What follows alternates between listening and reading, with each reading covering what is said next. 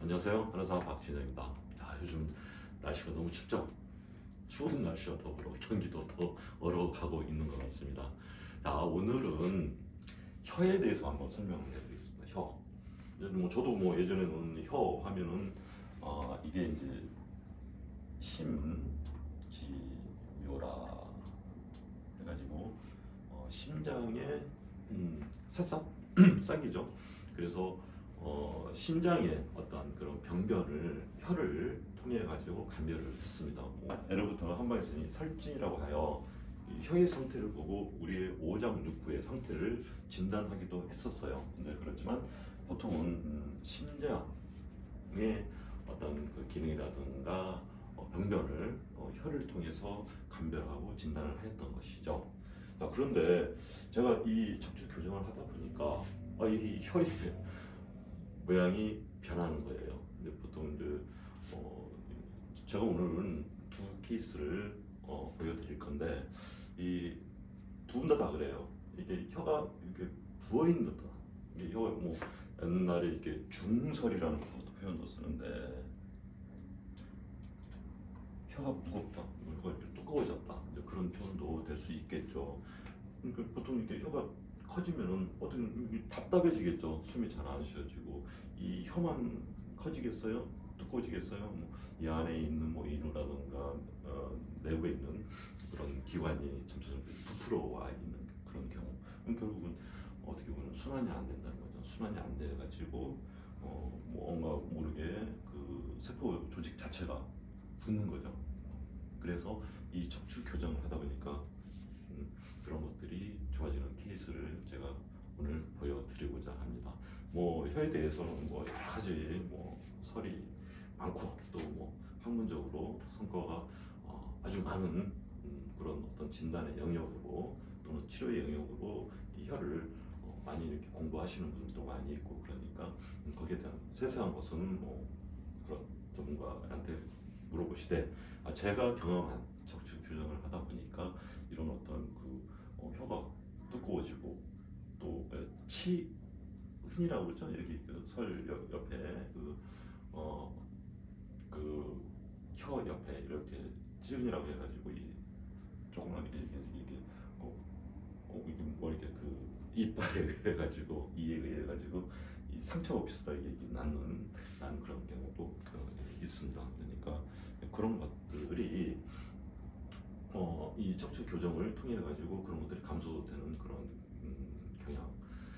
이제 하다 보니까 이 척추에 굉장히 문제가 많은 분들이 이러더라고요. 그렇죠?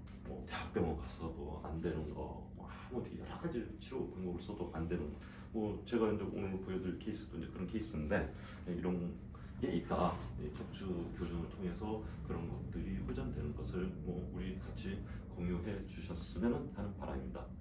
그럼 바로 케이스를 보시죠. 이분은 30대 중반 여성분이신데 아침을 먹고 한 몇십 분 있으면 이렇게 쓰러지는 거예요. 기절을 하는 거죠. 원인을 몰라요. 근데 보면 항상 이 혀가 딱 막힌 느낌 있죠. 그러면서 숨이 가빠지면서 공황장애도 있고요. 어지럽고 두통, 온몸이 무겁다는 거예요. 무거워서 활동을 못해요. 이제 그래가지고 여러 군데 병원 다 다녀보고 해도 잘 안 돼서 이제 우리 한원에 오셔가지고 척추 교정을 하다 보니까 보시죠. 이런 피부도 굉장히 좀 안 좋죠. 안 좋은 상태에서 이게 혀가 이렇게 부어 있어요. 그리고 혀에 어떤 병변은 없는 상태 같지만 이렇게 부어 있는 것들이 한 7번 정도 교정을 이제 하다 보니까 이렇게 피부 같은 것도 굉장히 좋아지면서 혀가 어떻게 보면 좀 정상화가 되는 그런 거겠죠. 근데 이러면서 공황장애도 없어지면서 쓰러지는 거, 그 쓰러지는 것도 없고, 그다음에 머리도 굉장히 맑아지고, 굉장히 박학다식 하신 분, 아주 굉장히 엘리트신데, 굉장히 그런 어떤 업무 능력도 굉장히 좋아졌다 그렇게 이제 말씀을 하셨어요. 이분이 마지막 또 7번 치료한 다음에 혀를 한번 보시죠. 이분은 그 어떤 치료 효과에 굉장히 만족을 하셔서 출혈을 더 했습니다. 그래가지고 정말 몸이 너무너무 많이 좋아져가지고 참 저도 이런 케이스를 보면은 그래도 이 척추 교정이 다르다. 또 어떻게 어떤 치료를 하겠습니까? 저도 뭐 옛날에 뭐 보면 혀에 대해서 아까도 말씀드렸다시피 심장에 열이 있는데 뭐 그런 식으로 이제 생각을 많이 해가지고 어떻게 보면 몸 안을 좀 이렇게 좀 차가운 약을 좀 써야 되겠죠. 왜냐하면 심장에 열이 있기 때문에. 그러다 보면은 이런 분들도 소화도 잘 안 돼요. 답답하면서. 그러니까 참 굉장히 그 약에 대한 어떤 그런 또 그 약을 또 받아들이기 좀 어려운 그런 상황이 돼요. 물론 뭐 약을 잘 써서 이렇게 치료하시는 선생님도 많이 계시겠지만 제가 경험한 바에 의하면 그래요. 그러니까 몸에 열이 있다고 해가지고 찬약을 쓰는데 그 찬약이 대부분 또 소화가 좀 잘 안 되잖아요. 그러다 보니까 거기에 대한 실패하는 경우도 있었고, 물론 또 약으로만 가지고도 치료가 다 되는 경우도 있어요. 하지만 이제 이분 같은 경우는 뭐 온갖 약, 온갖 치료 방법을 써도 이런 증상들이 개선이 되지 않았는데 척추 교정을 하다 보니까 이런 결과, 본인이 스스로 뭐 숨도 쉬기 편하다, 공황장애 증상 없어졌다, 가슴 답답하고 둥그런 거 없어졌다, 어지럼증 쓰러지는 것이 없어졌다, 이게 치료가 되는 거잖아요. 그래서 나중에 치료를 하니까 이제 드디어 이제 치아가 보이기 시작하잖아요. 한 사이클을 더 하다 보니까 더 점점 피부도 더 좋아지고, 이렇게 뭐 사진상으로는 그렇지만 안색도 굉장히 좋아지면서 드디어 어금니가 보이는 부는 엄청나게 좀 몸도 가벼워지고, 부는 엄청나게 몸도 가벼워지고 굉장히 몸이 편하고, 뭐 어떻게 보면은 자궁 능률도 굉장히 많이 올라간다. 어지럽고 쓰러지고 공황장애 증상만 없어도 얼마나 좀 행복하겠어요. 그렇죠? 네, 그런 것들을 이 척추 교정에서 답을 찾아야 된다. 또 답을 찾을 수 있다. 그렇게 여러분들께 말씀드리고 싶습니다. 자, 아까도 설명드렸다시피 이 혀는 예전부터 우리 진단에 굉장히 중요한 어떤 그 현상을 보이는 곳이에요. 그래서 그 혀 하나만 보고 오장육부의 어떤 그런 기능이라든가 병변을 감별하는데 예전부터 혀를 잘 활용해 왔는데요.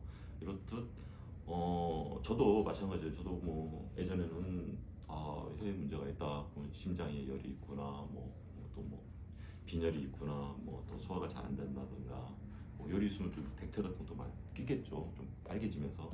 그런 것만 저도 생각을 했었는데 이렇게 척추 교정을 하다 보니까 혀의 상태가 정상화가 되면서 부어있던 혀가 정상적으로 가라앉으면서 거기에 의해서 약이 됐던 뭐 혀가 아무래도 부으면 뭐 숨이 답답하겠죠. 숨도 잘 안 쉬어지고, 이제 그러다 보면 심장에 무리도 갈 수 있고, 또 뇌로 그러면 산소 공급도 안 되고, 그러니까 어지럽고 뭐 답답하고 뭐 심하면 뭐 공황장애까지 오는 그런 상황, 또 도심해지면 또 쓰러지는 그런 상황까지 오는 그런 환자분을 이 척추 교정을 통해서 굉장히 만족감 있게 치료한 케이스를 제가 말씀드리는 거예요.